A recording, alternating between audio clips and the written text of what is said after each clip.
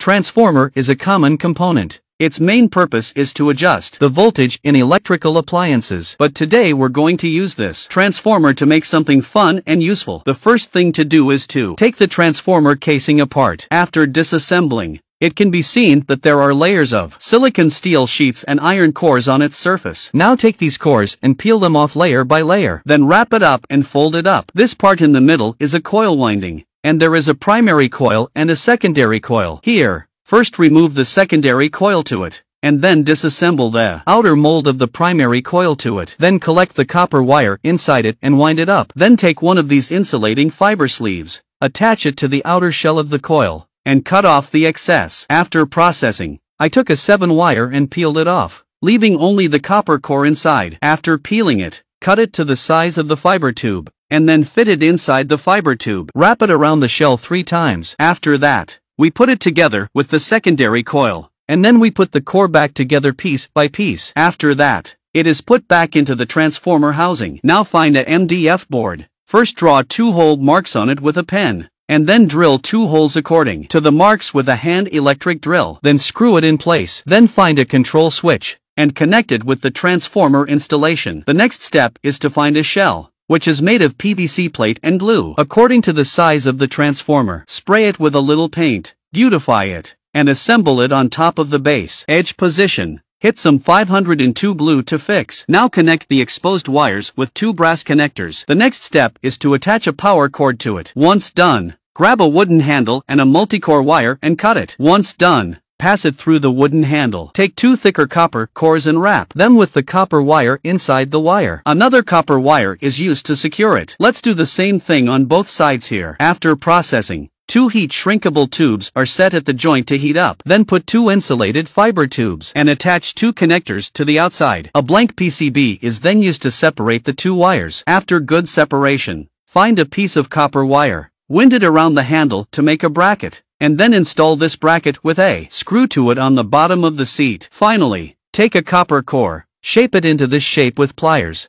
and attach it to the front of the handle. Connect the wire from the handle to the connector on the body, and you have an electric soldering iron that you can use for welding. Now we're going to power it up and see how well it welds. Turn on the switch. With a tin wire in contact with its head, you can see that it has no problem melting the tin wire. It is also very convenient for welding.